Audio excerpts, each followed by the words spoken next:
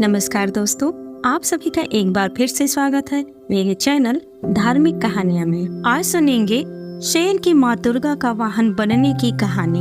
तब शुरू होती है जब देवी पार्वती घोर तपस्या करके भगवान शिव को पति के रूप में पाने की कोशिश कर रही थी। कई वर्षों तक तप करने के बाद माता पार्वती को भोले भंडारी अपनी पत्नी के रूप में अपना लेते हैं। इसी बीच तपस्या की वजह से माँ पार्वती का रंग काफी काला पड़ गया था। एक दिन ऐसे ही बातों बातों में भगवान भोलेनाथ ने माता पार्वती को काली कहकर चिढ़ा दिया। ये बात उन्हें पसंद नहीं आई। वो नाराज होकर दोबारा तप करने के लिए चली गयी। एक दिन बाद घूमते घूमते एक शेर घोर तप कर रही माँ पार्वती के पास पहुंचा। उन्हें खाने की इच्छा से वह वहाँ घूमता रहा। माँ को तप में लीन देखकर शेर भी वही इंतजार करता रहा। देवी का इंतजार करते करते सालों बीत गए। शेर माँ पार्वती के तेज की वजह से उनके पास नहीं पहुँच पाता था। कोशिश करता और असफलता हाथ लगने पर दोबारा लौटकर कोने में बैठ जाता। ऐसा करते करते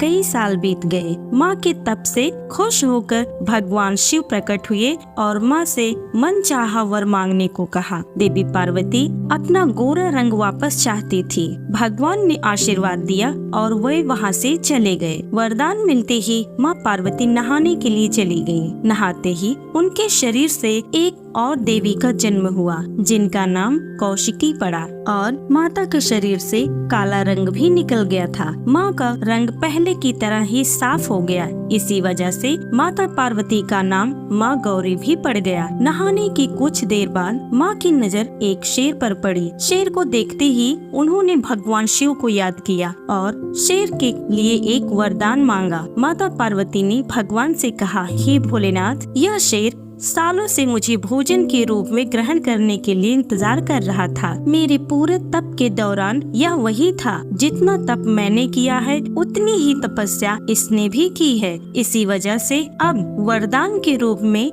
इस शेर को मेरी सवारी बना दीजिए। भगवान ने प्रसन्न होकर माता पार्वती की बात मान ली और शेर को उनकी सवारी बना दिया। आशीर्वाद मिलने के बाद माता शेर पर सवार हो गई और तभी से उनका नाम माँ शेरावाली और दुर्गा पड़ गया। तो प्यारे दोस्तों, ये थी नवरात्रि की कहानी अगर पसंद आए तो प्लीज लाइक करें, शेयर करें, चैनल को सब्सक्राइब करें। धन्यवाद दोस्तों।